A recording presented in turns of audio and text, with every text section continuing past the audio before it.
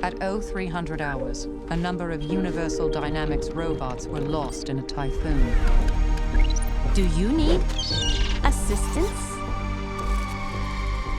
Did you spend a lot of time listening to Siri and Alexa at home to get us started? Yes, bingo! Brightbill is where he belongs. I listened to a lot of automated voice sounds, and what I felt was the same, or they're all very optimistic voices, very bright, and that definitely inspired my voice. Was this task accomplished to your satisfaction? So, why does Lupita as Roz 7134, a robot, make us cry? She doesn't have facial expressions. What she has is a mission to be of help. I do not have the programming to be a mother. No one does. We just make it up.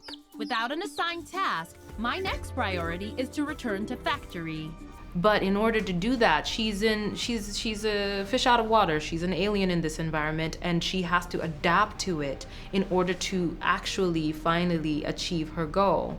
And I think we cry because we recognize the importance of adaptation in order to survive, but also the importance of staying true to yourself. Acknowledge return command. What are they saying? They want me to come with them. Tell them you're already home. Sometimes adaptation seems like it's going to annihilate us, but in this story we see that it's not the case.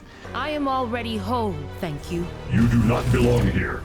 This is a wilderness. And I am a wild robot. So we always knew that Roz would end up in her fullest, most individualized state, sounding more like me.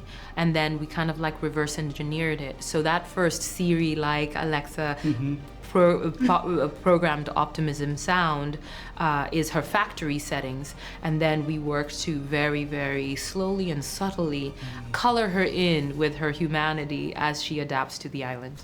You can return to your solitary life of struggling to survive on an island where everything wants to kill and eat you. You've been very intentional about doing projects to reach out to children and younger people, from your book to doll to you name it. Why? What's driving that intention to reach, especially young girls? I have a daughter, so especially young girls. What's driving that? Well, I like children. I like them. I have always loved children. Like when I was little, I was the child that wanted to babysit my little sister and not go out and play. I've always loved children. So I've always gravitated to them. I always wanted children of my own. So I think there's that. But then I also think that the work of being an adult is healing your childhood wounds.